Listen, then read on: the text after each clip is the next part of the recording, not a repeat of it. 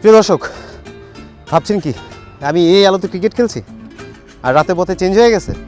বাবার কোনো কারণ নেই, রাতে পথে অনুষ্ঠানই হচ্ছে আর আমি জামিল আছি আপনাদের সাথে। আর আজকে আমার সাথে যিনি আছেন ওনার ইন্ট্রোডিউসিংয়ের জন্যেই আসলে এত আয়োজন, এত কিছু। আমি অনেকগুলো বোলিং করলাম। বিশেষ করে ওনার কাছে যাওয়ার আগে আমি বলতে চাই যে আমাদের বাংলাদেশকে, আমাদের বাংলাদেশে যারা আমাদের দেশকে রিপ্রেজেন্ট করে বিভিন্ন ক্ষেত্রে, কেউ হয়তো সেলিব্রিটি, কেউ হয়তো নিজের পেশা দিয়ে, কেউ ক্রীড়াঙ্গনে, যারাই আমাদের দেশটাকে রিপ্রেজেন্ট করছেন, তারা আমাদের গর্বের। তাদের নিয়ে আমরা গর্ব করি। তারা আমাদের অনেক উপরের জায়গায়, অনেক সম্মানের জায়গায় আছেন।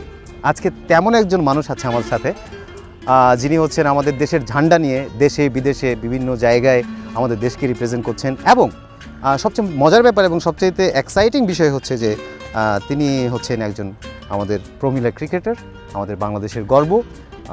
চলুন সরাসরি ওনার সাথে কথা বলি। কেমন আছো? খুব ভালো। অনেকক্ষণ চেষ্টা করলাম তোমাকে পরাস্ত করার জন্য, কিন্তু তুমি আসলেই ভালো খেলো। ভালো না খেলে মানে ন্যাশনাল টিমে খেলতে পারতাম না। আর আপনি যদি প্রফেশনাল বোলার হতেন, মানে ন্যাশনাল টিমে খেলতেন, তাহলে হয়তো একটু টাফ হতো, বাট ইটস ওকে। তাই না?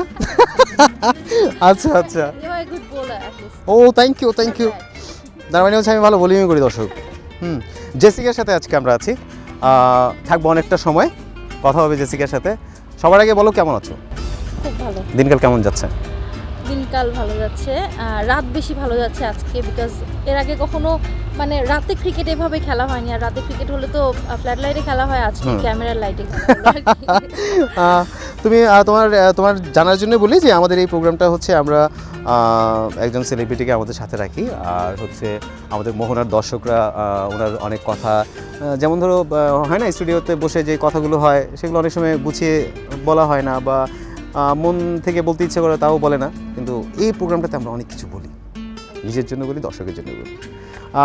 তুমি মনে হয় ইয়েতে ছিলে, মানে ইনফ্যাক্ট প্রোগ্রামে জানা আগে যখন বলছিল যে ক্যাম্পে ছিল, সম্ভবত তোমাদের ক্যাম্প চলছে। হ্যাঁ, ক্যাম্প চলছে, বাট আমি ছিলাম গাজীপুরে। ওখানে আমি একটু কোচিংও করে আর কি ক্রিকেটের পাশাপাশি। আমি লেভেল 2 করে আসছি, তো আমার ওখানে 45টা মেয়ে আছে। বাহ। তো ওদের ওখান থেকেই আসলাম, যাওয়া হয় না আমার ওখানে। মাসে সপ্তাহে একদিন করে যাওয়ার কথা, বাট যাওয়া হয় না। তো ওখানে অনেক মেয়ে, অনেক বাচ্চা, তো গেলে ভালোও লাগে। ওদের ওখান থেকেই আসা। মানে তোমার ইনস্টিটিউটের সব হচ্ছে মেয়ে? না, ওখানে ছেলেরাও আছে, বাট আমার মেইন যেটা টার্গেট হচ্ছে মেয়েদেরকে নিয়ে। ছেলেরা আছে, অনেক ছেলে আছে। আমি যখন প্র্যাকটিস করে প্রায় 70-80 জন সব মিলাই থাকে, ছেলেরাও থাকে 30-40টা, বাট মেইনলি ফোকাস করে মেয়েদের উপরে, মেয়েদের নিয়ে বেশি কাজ করি। আচ্ছা আচ্ছা। মানে সত্যি কথা বলতে কি জানো, মানে বিশেষ করে আমাদের দেশে, বিশেষ করে ধরো এই অঞ্চলটাতে, যখন মেয়েরা ঘর থেকে বেরোতে গেলেই মানুষ কেমন যেন একটু করে তাকায়, বা মেয়েরা যেরকম একটা গুরুত্বপূর্ণ জায়গায় যেতে পারে। এখন তো ধরো তোমার কর্পোরেট জব বলো বা যে কোনো জিনিসেই মেয়েরা অনেক আগে আছে, পড়াশোনায় বলো, সব কিছুতে। আমরা গর্বিত যে আমাদের দেশের প্রধানমন্ত্রী বলো, বিরোধী দলের নেত্রী বলো, বা বিরোধী দলের নেত্রী বলো, সবাই হচ্ছে মহিলা, এবং মেয়ে আমাদের মার জাতি সবাই। সো তোমার, বিশেষ করে তুমি ধরো বাংলাদেশ ক্রিকেট টিমের ভাইস ক্যাপ্টেন, তাই না? আচ্ছা, ছিলে, সে দায়িত্বটা তো তুমি ছিলে, সেটাও করেছো। মানে কেমন লাগে যে একটা মানে একজন মেয়ে হিসেবে একটা জাতীয় দলের ক্রিকেটার তুমি আমাদের, ওই জায়গাটা তোমার কেমন লাগে মেয়ে হিসেবে যে এত বড় একটা দায়িত্ব পালন করছো? আমার কাছে অনেক ভালো লাগে, কারণ আমার ছোটবেলা থেকে স্বপ্ন ছিল আমি ক্রিকেটার হব। তখন বাংলাদেশে কোনো ক্রিকেট টিম ছিল না। আমি যখন খুব ছোট তখন বাংলাদেশ আইসিসি ট্রফি জিতে। ক্রিকেট, ছেলেদের ক্রিকেটও কিন্তু সেরকম ফেমাস ছিল না, বাট আমি ছোটবেলা থেকে ক্রিকেট খেলতাম। আচ্ছা, স্কুল থেকে এসে পালিয়ে বলেন যাই বলেন, আমি সবসময় ছেলেদের সাথে ক্রিকেট খেলতাম। আমার একটা এইম ছিল ছোটবেলা থেকে যে আমি ক্রিকেটার হব, বাট ওই সময় আমার মনে হয় না বাংলাদেশের কোনো মেয়েই স্বপ্ন দেখতো ক্রিকেটার হওয়ার, কারণ মেয়েদের ক্রিকেট টিমের কোনো নামগন্ধই ছিল না। ছেলেরাই কিন্তু খুব ভালো পজিশনে তখন পর্যন্ত আসেনি। তো এখন মানুষ যখন নিজের স্বপ্নটাকে পায়, সেটা অ্যাচিভ করতে পারে, তখন কিন্তু মানুষ অনেক হ্যাপি থাকে। এবং আমি আমার যতটুকু এক্সপেকটেশন ছিল তার থেকে অনেক কিছু পেয়েছি ক্রিকেট থেকে। আমি যা সব কিন্তু আমার ক্রিকেট থেকে। আমি অনেক হ্যাপি, এবং ইন ফিউচার আমি যা করছি, আমি এমন না যে আমি ক্রিকেট ছেড়ে দিলে, যখন মেয়েদের তো এটা স্বাভাবিক যে একটা সার্টেন এজ পর্যন্ত খেলতে পারে। তো আমি 7 বছর ধরে ন্যাশনাল টিমে খেলছি। তো এখন থেকে আমি প্রিপারেশন নিচ্ছি যে ইন ফিউচার আমি কী করবো। আমি ক্রিকেট নিয়ে কাজ করতে চাচ্ছি, এবং কাজ অলরেডি শুরু করে ফেলেছি। এবং আমার ফ্যামিলি, আমি কখনো ক্রিকেট ছাড়া বাঁচবো না, এটাই কথা। First love cricket, second love cricket, third love cricket. Okay, আমার লাইফ সব কিছুই ক্রিকেট নিয়ে। দর্শক কথা হচ্ছে জেসিকার সাথে, আমরা একটু সামনে যাবো চলো। আজকে পুরো দিনটাই আমরা ধরো পুরো রাতটাই, হ্যাঁ, তোমার এই মাঠ, তোমার এই ব্যাট, আমরা বল নিয়ে কথা বলবো এবং তার বাইরেও কিছু যাবো। তোমার হচ্ছে first love, second love, third love is cricket. Okay, হ্যাঁ, সব কিছুই ক্রিকেট। প্রথম ম্যাচ মানে ধরো তুমি ফার্স্ট টাইম সিলেক্ট হলা, হ্যাঁ, তারপর হচ্ছে ফার্স্ট ম্যাচ তোমার, আমি ডিরেক্টলি ইন্টারন্যাশনাল ম্যাচে চলে যাচ্ছি। প্রথম ম্যাচ, ইন্টারন্যাশনাল ম্যাচের কথা মনে আছে? তার আগের দিন রাতের কন্ডিশনটা কি একটু আমাদের বলো। অ্যাকচুয়ালি ম্যাচের আগে সবসময় খুব এক্সাইটেড থাকি, আর ফার্স্ট ইন্টারন্যাশনাল ম্যাচ আমার সবসময় একটা ইচ্ছা ছিল যে আমি মানে আমার কাছে সবসময় মনে হয় যে জয়সূচক একটা রান আছে না, যে এই রানটা যে করতে পারে আমার কাছে সবসময় মনে হয় খুব হ্যাপি। তো আমি খুব লাকি, আমাদের ফার্স্ট ইন্টারন্যাশনাল ম্যাচ ছিল থাইল্যান্ডের সাথে। থাইল্যান্ডের সাথে আমাদের জীবনের ফার্স্ট ম্যাচ আমরা খেলছি বাংলাদেশ উমেন্স ক্রিকেট। তো সেই ম্যাচে ফার্স্ট যে মানে জেতার জন্য যে রানটা দরকার ছিল সেই রানটা আমি তোমার ব্যাট থেকে আসছে? আমার ব্যাট থেকে আসছে। সবসময় আমার ইচ্ছে ছিল যে আমি চিন্তা করছি আমার নন স্ট্রাইকার করবে কিনা, মানে আমি যখন নন স্ট্রাইকে ছিলাম তো আমি চাচ্ছিলাম যে বাংলাদেশের ফার্স্ট জয়সূচক রানটা আমি নিব, তুমি করো আমাদের ইতিহাসের ফার্স্ট টাইম। তো আমি খুব লাকি যে আমি সেই রানটা নিতে পারছি। এবং ফার্স্ট ম্যাচে তো সবসময় খুব এক্সাইটেড ছিলাম। বাংলাদেশের জার্সি সবচেয়ে মানে মজার জিনিস ছিল, আমাদের টিম সিলেকশনের পর আমাদের যখন জার্সি দিবে আমরা শুধু ওয়েট করছি কবে আমরা বাংলাদেশ টিমের জার্সি পাবো। এবং সেই জার্সিটা যে আমাদের কাছে কতটা প্রিয় ছিল, আমার কাছে এখনও আছে সেই জার্সি। এবং সবসময় আমি মানে এই জার্সির মতো কোনো সুন্দর জার্সি কখনো থাকে না, কারণ ফার্স্ট লাভ যেমন first achievement, first jersey Bangladesh টিমের। এবং বাংলাদেশ উইমেন্স ক্রিকেটে তো আমরাই প্রথম থেকে আছি, তো আমরা কিন্তু একটা ইতিহাস হয়ে আছি। এবং আমরা হয়তো থাকবো না, বাট আমাদের নামটা থাকবে সবসময় ফার্স্ট ন্যাশনাল টিমে এর আছে। সিরিয়াসলি মানে তোমার যেরকম মনে হচ্ছে তোমার কাছে যে এটা একটা অ্যাচিভমেন্ট। এবার আমরা যারা আছি, আমরা যারা ধরো ক্রিকেটকে যারা ভালোবাসি, ইনফ্যাক্ট দেশকে যারা ভালোবাসি, বিকজ অফ আমাদের জাতীয় দল, দুটোই জাতীয় দল, তোমরা আমাদের মেন ফিমেল যেটা, তো তোমরা এত বড় একটা রিপ্রেজেন্ট করছো আমাদেরকে, আমাদেরও ভালো লাগে। চলো একটা ছোটো বিরতির পর আরও অনেক কথা হবে, হ্যাঁ। দর্শক আমাদের সাথেই থাকবেন, আমরা নিচ্ছি ছোট্ট একটি বিরতি, ফিরছি জেসিকার সাথে।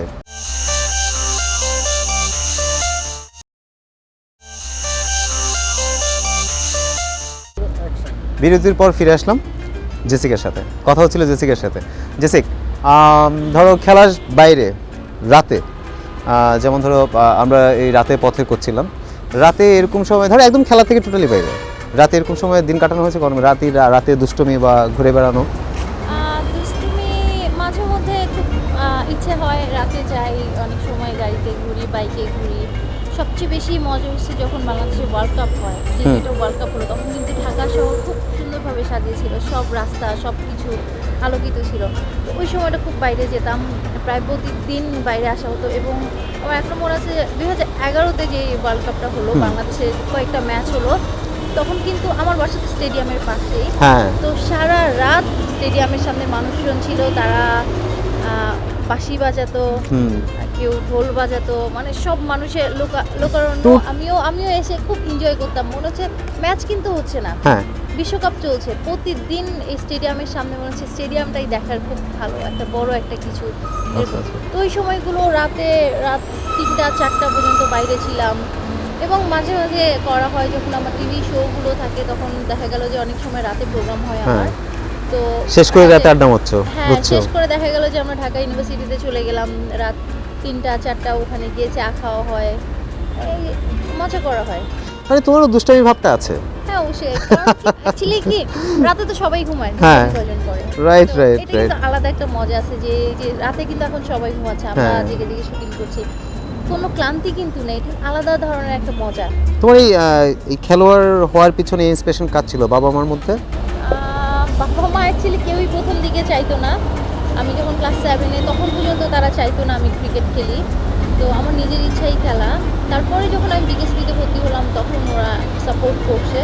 তারপরে প্রথম দিকে খুব ভালো সাপোর্ট পাইনি, যখন ফার্স্ট ন্যাশনাল টিমে খেললাম, আমরা মালয়েশিয়া থেকে এসিসি কাপ জিতে আসলাম, যখন চারদিকে সব মানে আমাদের নাম হচ্ছে, আমার বাবা মা সবাই বলছে আপনার মেয়ে ভালো খেলে আসে, তখন থেকে আমার বাবা মা খুব ভালো সাপোর্ট করে।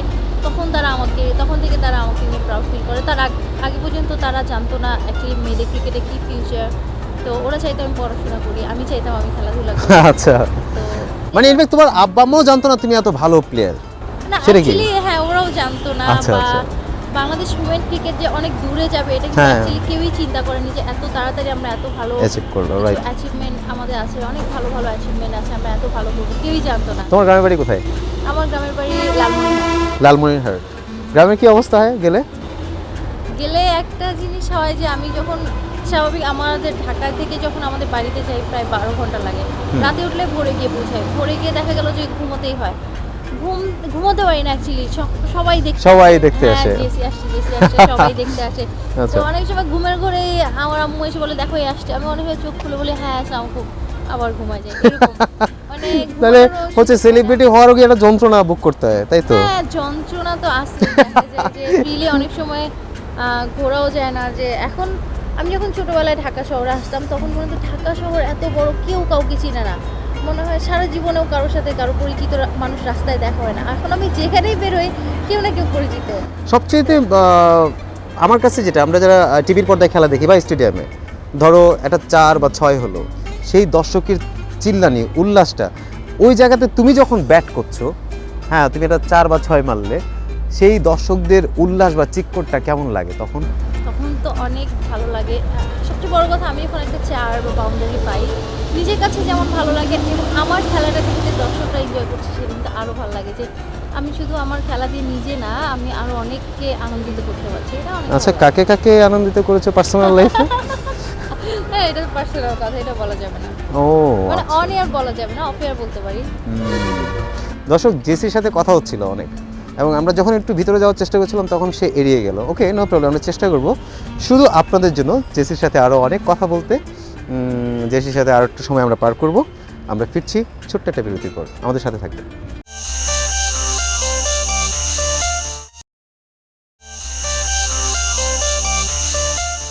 তোমার সাথে তোমাদের টিমমেটের সবচেয়ে ভালো আন্ডারস্ট্যান্ডিং কার? যদিও আমরা জানি যে একটা টিম ওয়ার্কের সবার সাথে সবার খুব ভালো আন্ডারস্ট্যান্ডিং থাকে, তারপরেও থাকে না খুব কাছের লোক? কাছের লোক আছে, কয়েকজন আছে, তিথি আছে, লতা আছে। আমরা আমি প্রথম থেকে একসাথে ন্যাশনাল টিমে খেলি, তো এখন পর্যন্ত আমরা একসাথে খেলি। লতা আছে, আচ্ছা। রুমানা, শুক্তারা, মোটামুটি সবার সাথে 4-5 জনের সাথে আমার খুব ভালো রিলেশন। সবার সাথেই ভালো রিলেশন একটা টিমে যখন খেলতে হয়, বাট এই 4-5 জনের সাথে বেশ ভালো রিলেশন আমার। জেসিকা যদি ধরো ক্রিকেটার না হতো, তাহলে জেসিকাকে এখন আমরা কি হিসেবে পেতাম? আমি জানি না, আমি অ্যাকচুয়ালি ক্রিকেট ছাড়া কখনো কোনো কিছু চিন্তা করিনি, তো আমি এখনও চিন্তা করি না। এখনও আমার অনেক অপশান আছে, তাই যেহেতু পড়াশোনা করছি অনেক জায়গায় অনেক অপশান আছে, ভালো ভালো অফারও আছে, বাট আমি কখনোই এনজয় করি না। ইভেন আমি ক্রিকেটের পাশাপাশি অ্যাঙ্কারিং করি। বাহ। ক্রিকেটের ম্যাচগুলো, প্রি ম্যাচ শো যেগুলো হয় ম্যাচের মধ্যবর্তীতে, তো অ্যাঙ্কারিং করি, টিভিতে বেশ শো করি আমি, বাট আমি এনজয় করি না বলতে ক্রিকেটের থেকে আর কোনো কিছুর দিকে আমার কোনো নজর নেই। ধ্যান জ্ঞান যখন ফ্রি সব। থাকি তখন করি, অ্যাঙ্কারিং করি, তখন করতে পছন্দ করি, বাট ক্রিকেট ছাড়া আমি কখনো চিন্তা করি না। আমি যদি পারি, এই যে এখন রাতে মাঠে আসলে আমার ভালো লাগে। দেখা যায় যে আমি সকালে আচ্ছা। মাঠে চলে আসি, বাসায় যেতে যেতে দুপুর বিকেল, মাঠে প্র্যাকটিস তো সারাক্ষণ হয় না, প্র্যাকটিস না করলে মানে মাঠে বসে গল্প করবো, তারপরেও ভালো লাগে যে মাঠের সাথে একটা প্রেম। আচ্ছা, প্রেমের কথা বললে ভালোই বলছো। প্রেম তো ধরো মাঠ, ক্রিকেট, বল সব ঠিক আছে, প্র্যাকটিক্যাল মানে লাইফের প্রেমটা কখন শুরু হলো, মানে প্রথম প্রেমটা? এত কিছু বলা যাবে না, প্রথম প্রেমটা কখন শুরু হলো এত কিছু বলা যাবে না, বাট যার সাথে প্রেম করছি, প্রথম প্রেম না হলেও তাকেই বিয়ে করছি আর কি। ও আচ্ছা, বেচারা নিশ্চয়ই টেনশন আছে বাসায় নাকি? না না না, টেনশনে থাকার কিছু নাই, বিকজ আমার তার সাথে রিলেশন হওয়ার পরে আমি তাকে বিয়ে করছি। ওকে, তোমার ম্যারিড লাইফে কতদিন হলো? এমন প্রায় 2 বছর। 2 বছর। ওকে, আচ্ছা, লাস্ট ধরো আমাদের বাংলাদেশ ক্রিকেট টিম খুবই ভালো করলো, জিম্বাবুকে হোয়াইট ওয়াশ বলি, বাংলা ওয়াশ বলি, তোমার তখন কেমন লাগলো? মানে ম্যাচ তো নিশ্চয়ই কমপ্লিট দেখতেছো A to Z। তো দেখা হয় এবং বিশেষ করে অনেকদিন পর আমরা জিতলাম। আমাদের কিন্তু 2014 সালটা বেশ বাজে কাটছে বাংলাদেশ ছেলেদের ক্রিকেট টিমে। তো এখন শেষে এসে আমরা কিন্তু খুব ভালো খেলছি এবং আমি একটা জিনিস দেখি যে আমরা খুব কম ম্যাচ জিতলেও কিন্তু যে ম্যাচগুলো খেলি একেবারে রাজার মতো খেলি, এবং আমরা দেখবেন সব ম্যাচে রেকর্ড হয়। এর আগে যেই টেস্ট ম্যাচ খেলা, এর আগের বার যেটা হচ্ছে সেখানে কিন্তু সোহাগ গাজীর রেকর্ড ছিল, একই ম্যাচে হ্যাটট্রিক এবং সেঞ্চুরি। এইবার যে খেলাগুলো হচ্ছে এর মধ্যে কিন্তু মমিনুলের একটা রেকর্ড আছে, তারপর সাকিবের একটা রেকর্ড আছে, সব কিন্তু আমরা রেকর্ডের সম্ভার। এবং আমাদের বাংলাদেশে দেখেন আমরা যখন খেলি রাজার মতো খেলি, আমি এর জন্যই বললাম যে আমরা ইচ্ছা করলেই ভালো খেলতে পারি। আমরা কিন্তু সেটা প্রমাণ করি যে রেকর্ড করা কিন্তু খুব সোজা কথা না, রেকর্ড, এবং সেগুলো কিন্তু সব ওয়ার্ল্ড রেকর্ড। এবং আমরা কিন্তু দেখা গেল মমিনুলের যে রানের গড় কিন্তু স্যার জন ব্র্যাডম্যানের পরেই আর কি। আর তারপর হচ্ছে সাকিব আল হাসানের যে উনি কিন্তু বলে সাকিব 3 নাম্বার রেকর্ড করছে, তো মমিনুল কিন্তু এখন সেকেন্ড প্লেসে আসছে। এবং এটা কিন্তু বহু বছর পর আমরা কিন্তু খুব ভালো, আমাদের বাংলাদেশে খুব ভালো কিছু ক্যালিবার আছে, সাকিব বলেন, তামিম বলেন, তারপর মমিনুল আসছে, মুশফিক ভাই, সবাই মিলে আমরা কিন্তু যদি আমাদের এই ক্রিকেট টিমটা কিন্তু ভবিষ্যৎ অনেক ভালো। তোমার বাংলাদেশ ক্রিকেট টিমের ছেলেদের ক্রিকেট টিমের কাকে সবচেয়ে বেশি ভালো লাগে, কার খেলা বেশি ভালো লাগে? খেলা তো অবশ্যই সাকিবের খেলা খুব ভালো লাগে। এবং সাকিবের খেলা ভালো লাগার একটা কারণ আছে, সাকিব আর আমি একসাথেই পড়াশোনা করছি বিকেএসপিতে ক্লাস 7 থেকে। আচ্ছা। তো আমার খুব ভালো ফ্রেন্ড। ওকে। তো অ্যাজ এ ফ্রেন্ড আমি ওর ফ্যান, এবং খেলা প্লেয়ার হিসেবে তো অবশ্যই। আর নতুনদের মধ্যে আমার মমিনুলের খেলা খুব ভালো লাগে, ও অনেক কষ্ট করে। যখনই যাই ইনডোরে দেখি মমিনুল প্র্যাকটিস করছে, যখনই যাই তো ওর খেলা খুব ভালো লাগে, যে ও এত ছোট একটা ছেলে এত কম সময় এত ভালো করছে। ইন ফিউচার ও বাংলাদেশের জন্য অনেক কিছু করবে। জেসিকার যদি বলা হয় জেসিকা পার্সোনালি ওয়ার্ল্ড রাইড, ধরো ওয়ার্ল্ড রাইড কোন ব্যাটসম্যানটার ব্যাটিং সবচেয়ে ভালো লাগে, মানে ফলো করার চেষ্টা করো কাকে অ্যাকচুয়ালি অ্যাজ এ ক্রিকেটার? হ্যাঁ, খেলা ভালো লাগতো আমার সচিন টেন্ডুলকারের। ওকে। ছোটবেলা থেকে আমি সচিনের খুব ভক্ত ছিলাম, এবং ওর খেলা দেখেই কিন্তু আমি মানে ইন্সপায়ার্ড হই যে ক্রিকেটার হতে হবে। আচ্ছা। তো ওকেই আমার ভালো লাগে। এখন যেহেতু সচিন টেন্ডুলকার খেলে না, তারপর আমি ওকেই ফলো করি। অবসর সময় কি করা হয়? অবসর সময় গান শুনি, আমি অনেক গান শুনি। সব সময় চেষ্টা করি গান শোনার। সেটা হচ্ছে ধরেন আমি মাঠে যাই, আর মানে রাস্তায় বলেন আর বাসায় বলেন সবসময় গান শুনি গাড়িতে। আর মুভি দেখা হয় অনেক বেশি। আমি চেষ্টা করি প্রায় প্রতিদিন একটা করে মুভি দেখার। আচ্ছা। প্রতিদিন সেটা আমি দেখি, ইন্ডিয়ান তামিল মুভিগুলো খুব বেশি দেখি। বুঝো তামিল? তামিল মুভি হিন্দি ডাবিং থাকে। আচ্ছা, মানে জেনুইন তামিলটা দেখো? হ্যাঁ, জেনুইন তামিলটা দেখি। এ তো ভাষা তো বোঝার কোনো কায়দা নেই, যদি আমরা জানি সিনেমার কোনো ভাষা হয় না। হিন্দি ডাব থাকে, তারপর সাবটাইটেল থাকে, তো এগুলো দিয়ে বোঝা যায়। শোনো না, আমার একটা ছবি বেরোচ্ছে, হ্যাঁ এবার, হ্যাঁ খুব সামনেই স্বপ্নজ্যোতি, দেখে নিও প্লিজ। আচ্ছা, এটা চিন্তা করার কিছু নেই, আমি সবার আগে যাবো। ওকে, থ্যাংক ইউ। আমরা খুব শেষের দিকটায় রাতের পথের অনুষ্ঠানে ধরো আরও অনেক কথা তোমার সাথে বলার ছিল, সময়ের জন্য আসলে আমরা হয়তো সেটা করে উঠতে পারছি না। আমরা যেতে তোমার একটা গান শুনবো এবং তোমাকে আমরা বাসায় দিয়ে আসবো। যদিও তোমার হাজব্যান্ডের নাম জানি কি বললে? নাসের ভাই তোমাকে নিয়ে খুব টেনশন আছে। তুমি যদি বলো নি, বলছো যে কোনো টেনশন নেই, তারপরেও তোমার টেনশনের কোনো কারণ নেই। আমরা নিজ দায়িত্বে তোমাকে বাসায় দিয়ে আসছি, কোনো সমস্যা নেই। আমরা কি এটা তোমার ছোট্ট করে গান শুনবো দিলেন? আমার গান অ্যাকচুয়ালি আমি প্রফেশনাল ডেফিনেটলি। আমার যদি দর্শকরা গান শুনে চ্যানেলে, ওরা বলবে যে কাকে ধরে নিয়ে আসছে। না, সেটা কোনো ওইরকম ভাবার কোনো কারণ নেই। চলো। মায়া বনু বিহারিণী,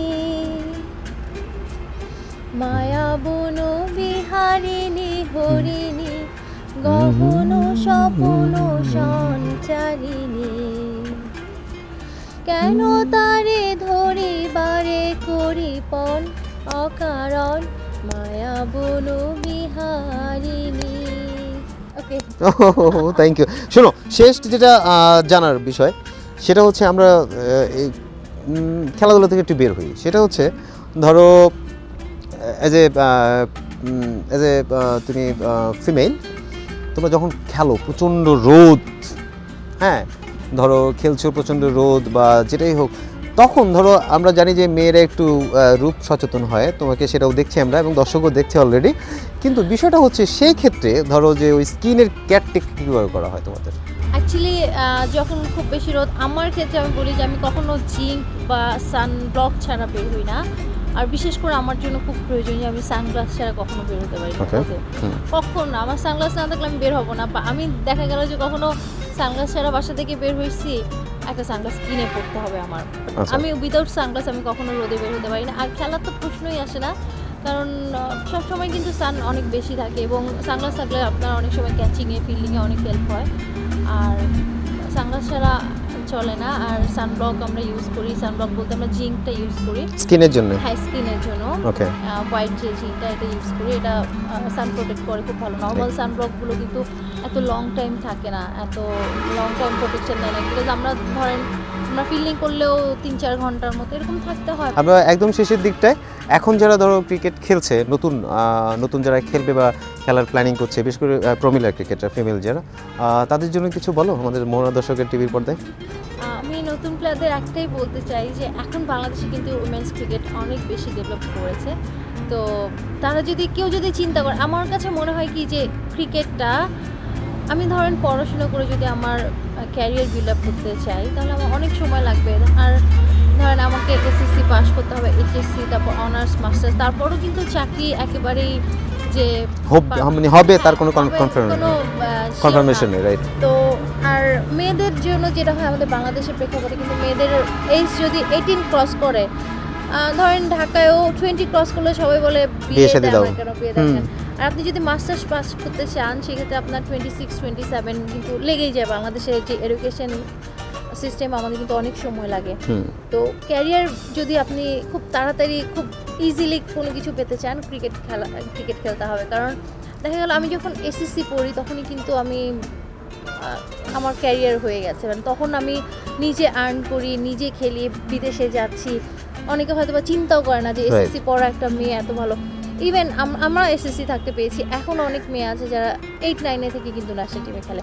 তাদের যদি সেই ক্যালিবার থাকে খুব ইজিলি আপনি ক্যারিয়ার বিল্ড আপ করতে পারছেন এবং কম বয়সে। আর একটা জিনিস হবে কি যে যখন খেলাধুলা আপনার একটা পরিচিতি আসবে তখন কিন্তু ফ্যামিলি থেকে কোনো প্রেশার হয় না। আপনি একটা মানে খেলাধুলায় কিন্তু যেমন ক্যারিয়ার ভালো, মানে আপনি খুব তাড়াতাড়ি ক্যারিয়ার বিল্ড আপ করতে পারছেন, সেরকম কিন্তু ইনকামও অনেক ভালো। ওকে, থ্যাংক ইউ। তোমার সাথে সারাক্ষণ অনেক কথা হলো, অনেক কিছু আমরা জানলাম, আমাদের দর্শকরাও জানলো। ফাইনালি তোমার বাসায় তোমাকে দিয়ে যাওয়ার দায়িত্বটা আমার ছিল, সেটাও করে দিলাম। ঘোরার পরে আমিও টায়ার্ড, বাসায় যাওয়া উচিত অনেক, তাই না? তোমার জন্য কি একজন অপেক্ষাও করছে? হ্যাঁ অবশ্যই, বাসায় তো অপেক্ষা করছে সারা রাত বাইরে থাকার পর। আচ্ছা, দেখুন নক করো। দর্শক, আমরা অনেক মজা করলাম আজকে, সারাটা রাত অনেক কিছু জানলাম। আমারও অনেক মজা লাগলো, সারা রাত ঘুরলাম, বাইরে থাকা হলো। আসসালামু আলাইকুম। হ্যাঁ হ্যাঁ ভালো। হ্যাঁ শেষ হলো? শেষ ভাই, আমরা দায়িত্ব যেটা ছিল দায়িত্বটা শেষ করলাম, শেষ মুহূর্তে তোমার কাছে এসলাম। Thank you. চিন্তায় ঘুমাতে পারি নাই। অবশ্য চিন্তারই কথা। না না না, এখন এই যে বুঝে পেলাম। হ্যাঁ, টেনশন ফ্রি। ওকে ওকে, আসবেন?